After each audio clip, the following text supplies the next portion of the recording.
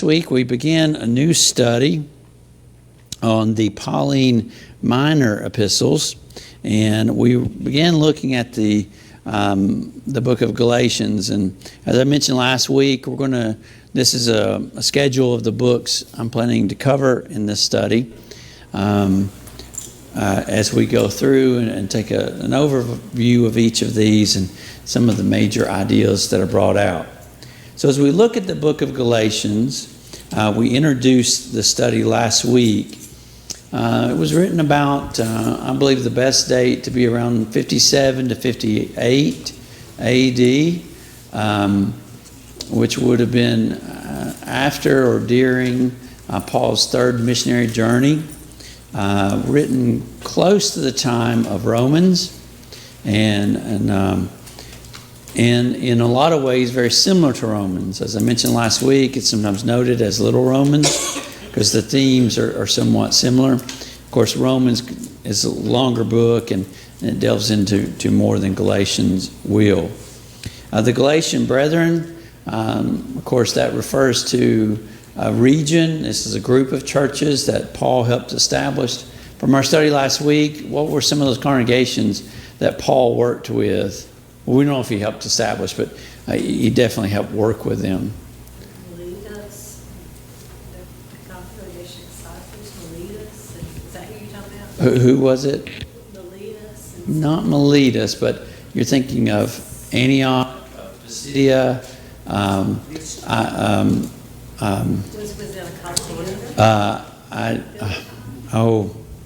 it just go out of my mind.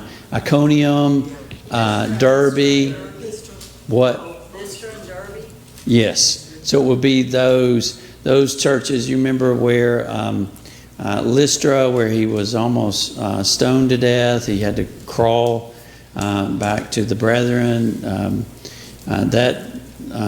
So Paul had a long history with those group of congregations.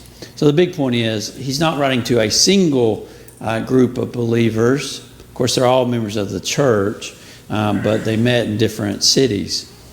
And so as we dive into Galatians, a couple of the major themes are found in that very first chapter, Galatians 1, 6 through 9. What does Paul bring up there? Leaving the gospel. What's that? Leaving the gospel. Yeah, he said, I marvel at you're leaving the gospel so soon, right? There was a turning away from the pure gospel of Jesus. Now, as we go into the book, we find out what turning was it? Well, it's their binding of parts of the law of Moses as a requirement for Christianity, and we'll dig into those in just a minute. So it's really the book itself. If I were to theme it as something, it's a defense of the gospel and the gospel alone. And as we highlight the chapters, as we go through them, chapter 1, the gospel defended. So Paul is defending the pure gospel of Jesus Christ. Chapter 2, the gospel defined. What are we talking about when we say gospel? Well, he gets into that. Chapter 3, the gospel demonstrated. How does that look? Chapters 4 and 5, the gospel delivers. And then finally, chapter 6, the gospel demands. Certain things required on our part. And so that's what we're going to do as we go through these. Let's go to chapter 1. We've already looked at 6 through 9, but just real quickly, again, Paul here is coming right out of the gate with a pretty strong message for the people of the Galatia churches about this altering of the gospel from what they had heard. And so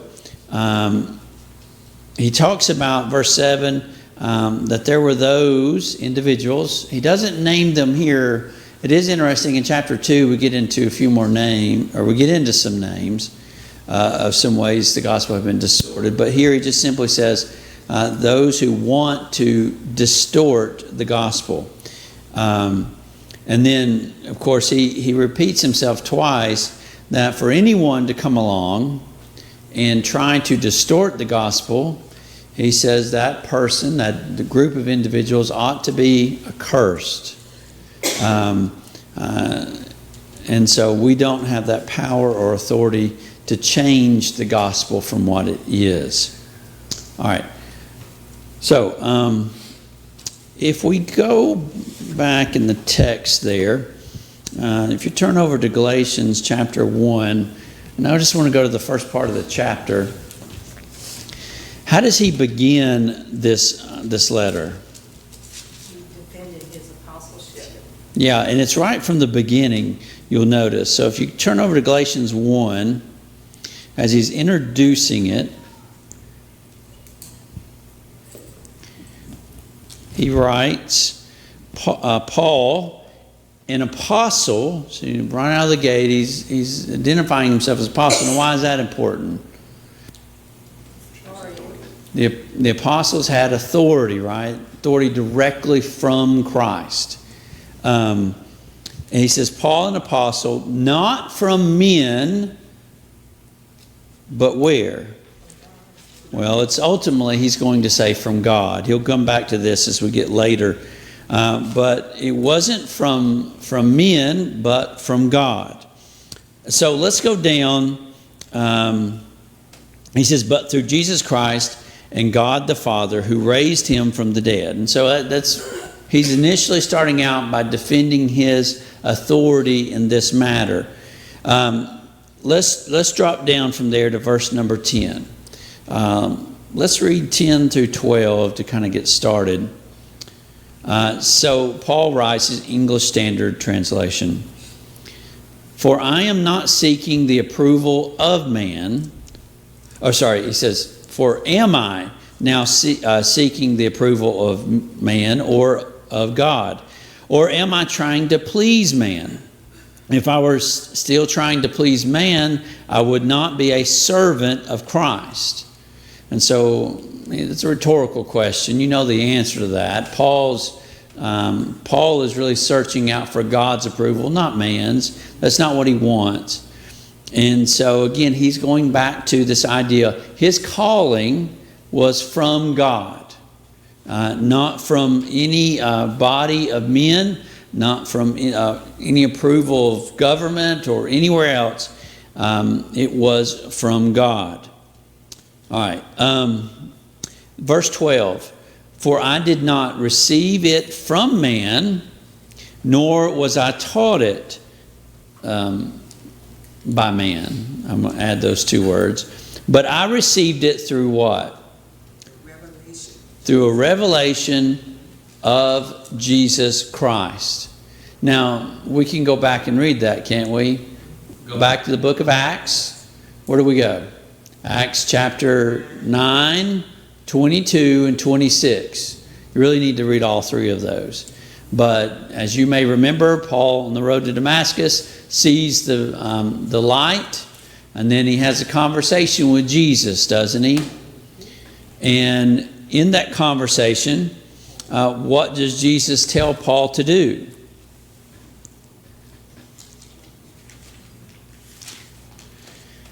If you go to Acts chapter 9, and go to verse number 5, or verse number 4. So this is Acts 9:4. Acts 9:4. Luke wrote, and falling to the ground, this Paul, Paul, heard a voice saying to him, Saul, Saul, why are you persecuting me? And he said to him, who are you, Lord? And he said, I am Jesus, whom you are persecuting. But rise and enter the city, and you will be what? Told what to do. So as we read the text, essentially Paul is helped to go into the city of Damascus. And what does Jesus or what does God do? He sends somebody to him. Who was it? Ananias, right? Ananias is sent to him. It's in chapter 22 that Ananias says to Paul at one point, verse 16, "Why are you waiting? Arise and be baptized." What? Washing away your sin, calling on the name of the Lord. And so it tells of Paul's conversion. But not only that, I want you to, if you will, go over to chapter 26. So Paul is, he recounts this twice. First time in chapter 22. And then again in chapter 26, as he's before King Agrippa. He tells of his conversion. He talks about, if you go down to verse number 12, earlier than that, if you go above verse 12, he's talking about his prior life, his life prior to becoming a Christian. But in verse 12, he gets into his journey to Damascus. And you continue reading. He talks about the light he had seen. Again, verse 15, Paul asks, "Who are you, Lord?" The Lord, Jesus, says, "I am Jesus, whom you are persecuting." And then he says in verse 16, "But rise, stand upon your feet, for I have appeared to you for this purpose." What purpose? To appoint you as a servant and witness to the things in which you have seen me, and to those whom in which I will appear to you, delivering you from your people and from the Gentiles to whom I am sending. To what? Verse 18. Open their eyes. To open whose eyes? Ears. The Gentiles, right? The Gentiles. So Paul, he did teach Jews, right? He didn't go exclusively to Gentiles, but his main mission was what? Preach to the Gentiles. To go to the Gentiles. And this will come up as we get into chapter 2.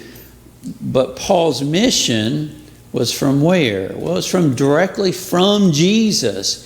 And Jesus says, "I am making you my servant to go to the Jews, to Jews, but specifically to the Gentiles, to open their eyes so that they may turn from darkness to light and from the power of Satan to God, that they may receive forgiveness of sins and a place among those who are sanctified by faith."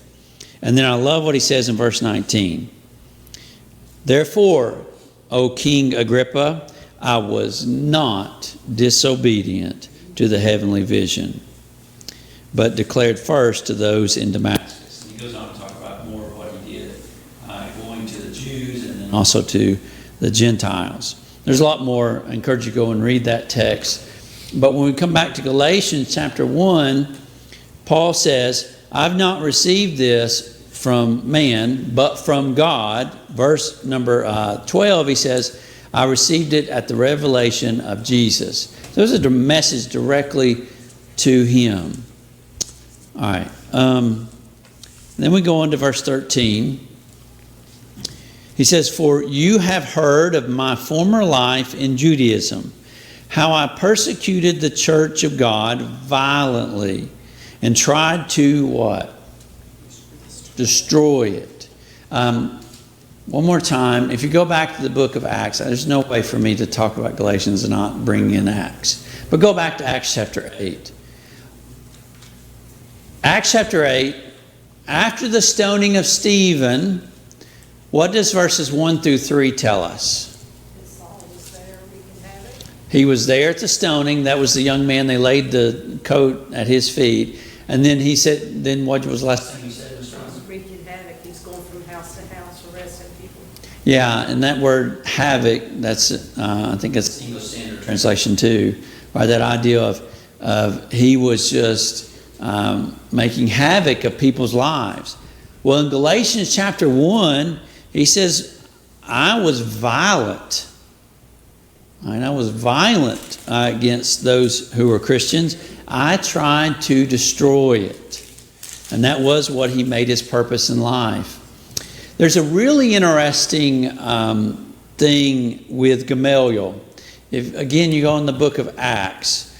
So when in Acts chapter 4, so why is Gamaliel interesting?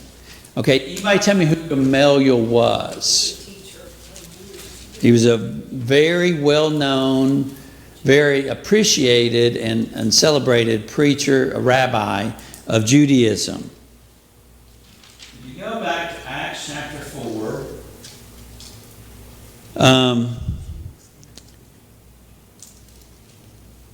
what happens in Acts 4? Who's arrested? Peter and John. They're arrested and they're brought before the council. Go down to verse number 5. So this is Acts 4 and verse 5. On the next day, their rulers, the Jewish rulers, and elders and scribes gathered together in Jerusalem. And Annas, the high priest, and Caiaphas together in Jerusalem. And John and Alexander. Sorry, I skipped lines there. So you've got Annas, Caiaphas, John, and Alexander, and all who were of high priestly family. And when they had set them in the midst, they inquired, and they get into looking for the authority for what Peter and John, the other Christians, are doing. This is by what power or by what name do you do this? And of course, Peter responds, by the power, he says, then Peter, filled with the Holy Spirit, said to them, rulers of the people and elders, if we are being examined today concerning a good deed done to a crippled man, by what means this man has been healed, let it be known to all of you and to all the people of Israel that by the name of Jesus Christ of Nazareth, whom you crucified, whom God raised from the dead, by him this man is standing before you well. And so he goes on to talk more about Jesus, but basically Peter stands up, he says, they ask by what authority? He says by the authority of Jesus. Now, so they get into kind of a conundrum. What are they going to do with Peter and John? Are we going to flog them? What are we going to do? So they have a little bit of a sidebar.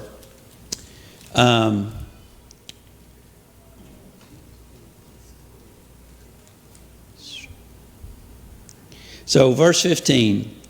But when they had commanded them to leave the council, they conferred with one another, saying, what shall we do with these men?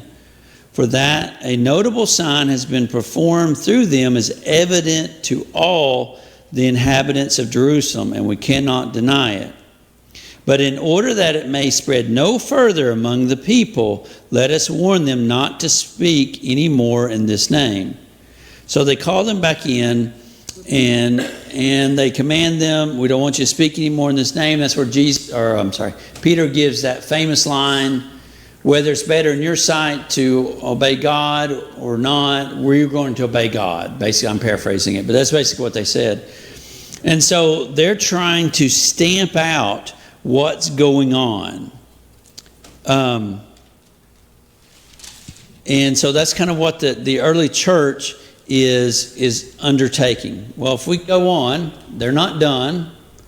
If you go on to chapter 5, the apostles are arrested again, and they once again come before the high priest.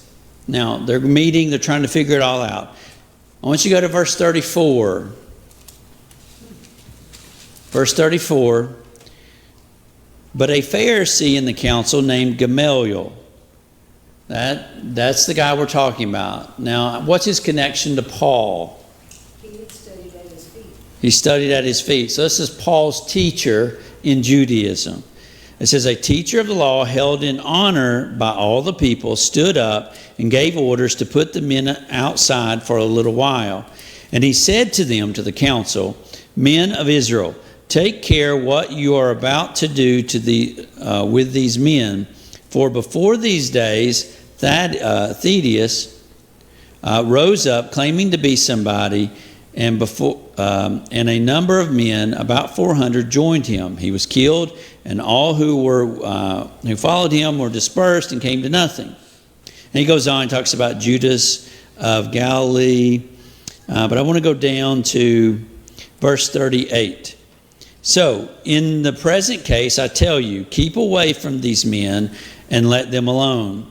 For if this plan or this undertaking is of man, it will fail.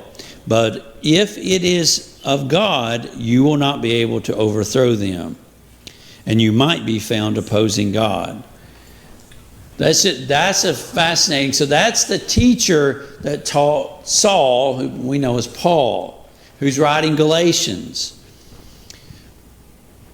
Well, one of his best students, this man who is seeking peace in this situation, one of his best students is the one that becomes the greatest havoc on the church in Acts chapter 8. It's an interesting kind of coming together there of those ideas.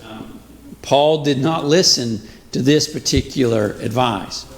What I also find interesting is that at this very council, Paul, Saul at the time, might have been there.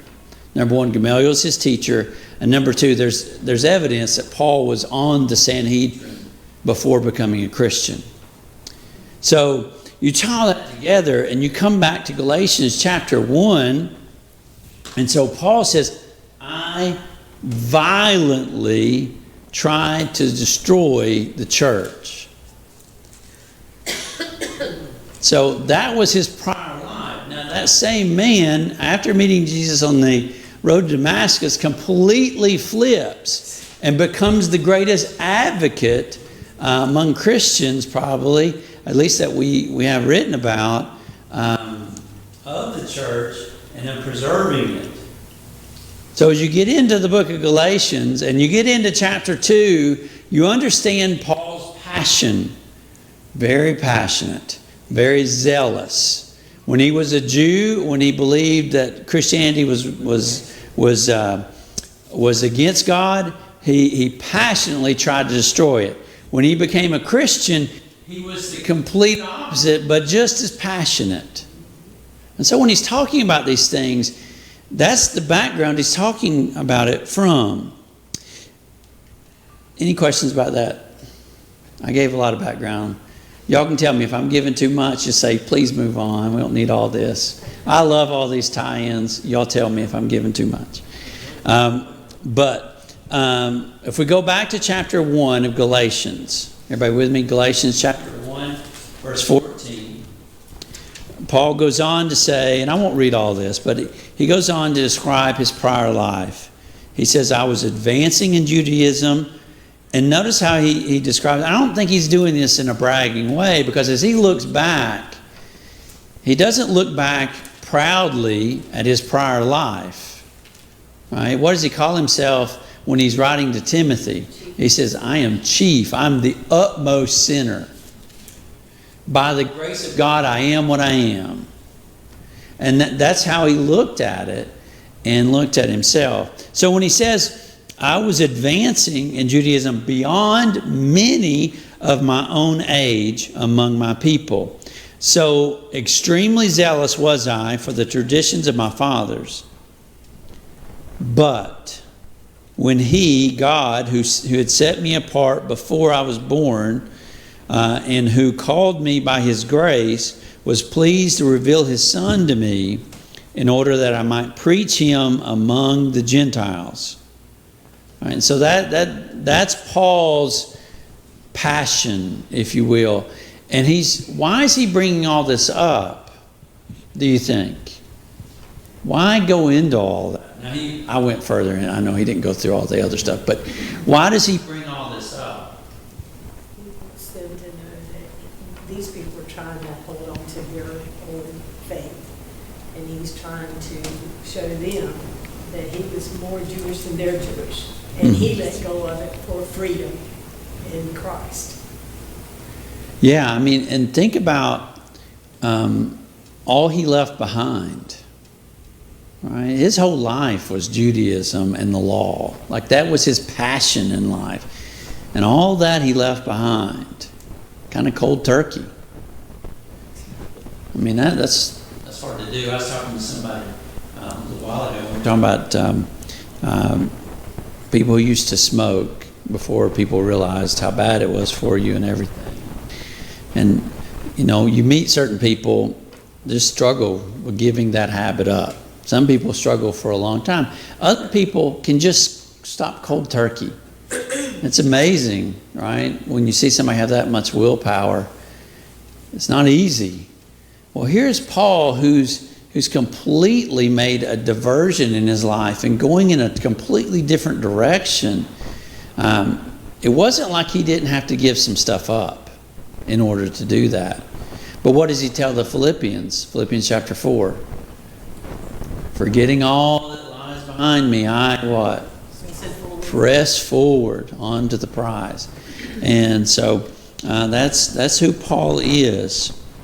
So I think another thing he's trying to get across is he has compassion for these people. I think that's the other thing is it's not like he's coming from a place of somebody who stands above them, right? He lived in error for a long time. And so as he gets into some hard language in chapter 2, remember the background of it is this. So then he gets into a little bit of his history that's not in the book of Acts. He says, after becoming a Christian, he did not immediately consult with anyone. He didn't go out looking for approval, right? Notice what he did do. He said, nor did I go up to Jerusalem to those who were apostles before me. But what? I went away into Arabia and then returned again to Damascus. There's no writing of that time in his life. I believe there's another place where it talks about he was, for about 3 years, he left. I don't have my map out here, but he left Damascus and went into Arabia. Wouldn't you love to know what he was doing there? What's the draw for that? Huh? What's there? What was the draw? Obviously, there's people there. Yeah. I'd have to have my map out so I can picture it. So it's kind of, I believe, it's just kind of to the east, northeast. I don't want to say anything because if I don't want to be wrong. I need my map out here. But so I'll try to look that up and remember what that is. But it was to the east of what we typically think of. I know there's no map here, but in my mind there's a map here and I'm trying to picture it. But Jerusalem and Judea here, and then up above you have where Syria is and Lebanon, all that area today. And then you've got Turkey on up, which is Asia Minor. But then to the east, Arabia, that's kind of the area he went into. Geography experts who memorized that map, what are those locations over there? But that's kind of the area he went into. And as far as I know, there's no writing on any of that. So he spent some significant amount of time there. Maybe we don't have any writing because he wasn't super successful. I don't know. But he does return. He does return back to Damascus. And who comes to get him in Damascus? Barnabas. It's Barnabas who comes to find him, and then Barnabas does what? Because when Paul tries to join the church initially, what happens? They don't want him, right? They don't want him there. So Paul goes from Antioch over to Damascus. He gets him, brings him into Antioch, and he and Paul spend a year there getting to know the brethren in Antioch, which allows Paul then to begin his mission work. So, any other questions about that?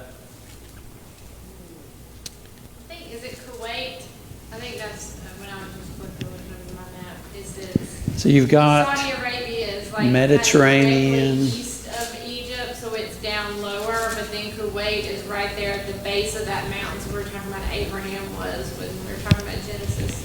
Yeah, yes, that's right. So you got the Mediterranean, then you got a body of land, and another. What is that other body of water? Persian Gulf. Persian Gulf, and so I know they're kind of like this, right? But he says Arabia. Well, what's Arabia? It's a region. He doesn't get into the towns that he went to. If you do go to verse 18, he does say, this is what I was mentioning before. Then after 3 years, I went up to Jerusalem to visit Cephas and remained with him 15 days. So he's getting into his first interactions with Peter. And you remember, there's no indication Paul knew any of these guys prior. Right? Those 12 apostles who all had spent 3 years with Jesus, Paul didn't have any of that. And so it's likely he's getting to know these brethren for the first time. And maybe he's heard about them as a member of the Sanhedrin. But it seems like the Sanhedrin really didn't know Peter and John. When you get into Acts 4, they didn't know them like they did Jesus. You remember even with Jesus, they had to have who help them? Judas, right? And so I think that's something kind of interesting to think about. Any questions about that? All right. Not a lot of questions tonight. Maybe that's good. I don't know. Let's go to, so he says in verse 18, I went to meet with Cephas. That's Peter, of course. Remained with him 15 days. He said, I saw no other apostles except who? James, the Lord's brother. Right? Jesus had how many brothers we know about? 3. Right? You had James, you had Jude, and then you had Joseph. Those 3. 2 of them have written letters. We know that James became a very prominent Christian in the church. But he wasn't an apostle, was he? He was not an apostle. But he was very prominent. When we get into Acts 15, in those chapters where Paul is defending his apostleship, where does he go? Well, one of the places he ends up going is to Jerusalem, not to really defend himself, but more to acknowledge what he's doing. And James is one of the guys who's very prominent there. We'll talk about that a little bit more next week. But he says he met with Peter and with James. And it's also interesting to know that Peter and James kind of become intertwined. There's a lot of mentions of those two together as you get into the book of Acts, later writing. So they seem to have been pretty close. Verse 20, he says, in what I'm writing to you before God, I do not lie. Then I went into the regions of Syria and Cilicia, and I was still unknown to the churches of Judea that are in Christ. They only were hearing it said, he used to persecute us, now is preaching the faith he once tried to destroy. And they glorified God because of me. It kind of lets you key in, at least from Paul's perspective, he was pretty notorious. The churches in Judea knew him really well. Maybe not so as he gets into Asia Minor, but in Jerusalem, in Judea, people knew who Paul was. And they knew him because of what he had tried to do to the church. But it is fascinating how God took this individual who was so anti-Christ and used him for his own glory and to become such a prominent teacher of the Israelite people, which reminds us of something. Don't judge someone's heart. A lot of people look at Paul. Here's this, just violent hater of Christianity. Now, how many of us would look at somebody like that and be like, you know what, that person needs more than anything in their life is a good Bible study. Right? You're looking at them saying, yeah, that would be a great candidate for the church. We don't know what's in somebody's heart. What's our only job? To teach and to sow seed, right? We're to cast as wide a net, as big as a net as we can in trying to create contacts to study with. And I think Paul is a great example of that. I wasn't keeping up, sorry. Verses up there. But next week we'll get into chapter 2 and chapter 3 about the gospel.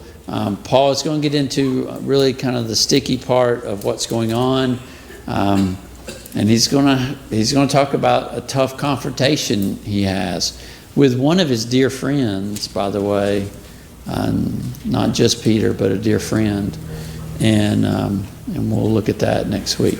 Thank you all very much. If you haven't read Galatians, if you read it, if you have, read it again. It'll help us all think these things through. Thank you.